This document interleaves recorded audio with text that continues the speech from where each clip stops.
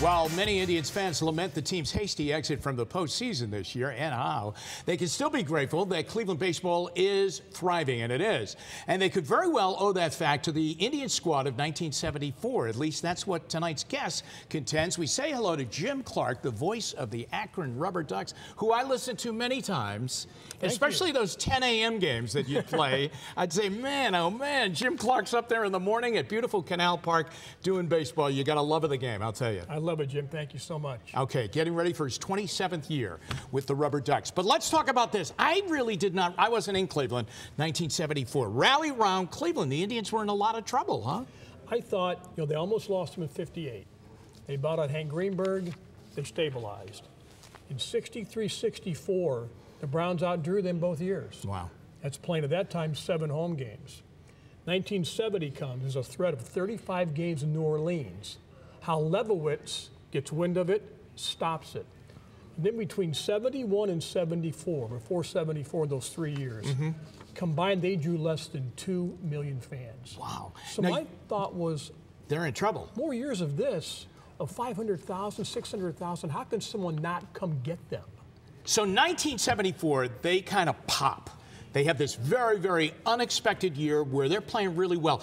Did they suddenly, they used to be famous for having kind of those walk-up crowds. Did they get walk-up crowds that year? They sure did. They had 10 crowds over 30,000, 4 over 40, and by mid-June, they were hot. Yeah. Gaylord Perry wins 15 consecutive games. He loses the opener against the Yankees. Right. Wins 15 straight. He's one shy of tying the American League record. Goes to Oakland. Game isn't on television, but they got it on the last minute.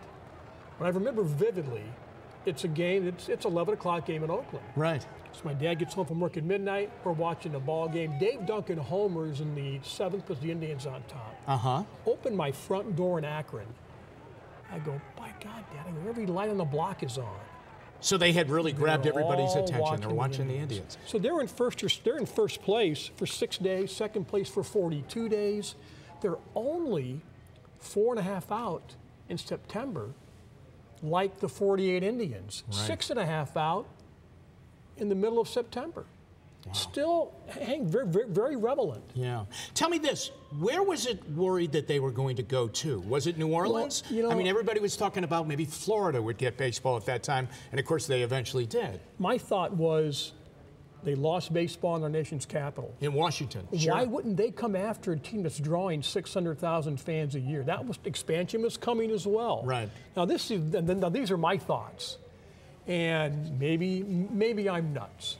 But they stabilized after that year. They drew over 1 million for the first time since 1959. Right. Then they drew 900,000 again, 900 again, 1 million a couple of years later, and it stabilized because of that year. Yeah. Of course, it was beer night as well that year. 10-cent beer night.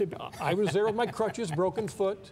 Really? Were you okay in there on 10-cent beer night? I had to fight to keep my crutches when it started in the 9th inning. How about that? It's crazy. All right, the book is called Rally Round Cleveland, the story of the franchise-saving 1974 Indian squad. Jim, congratulations on the book. How do we get it? eBay. eBay, you got it. Duck Team Shop, and hopefully the Indian Team Shop over the holidays. All right. Jim, good to see you. Thank you, Jim. Good luck this year. Thank you.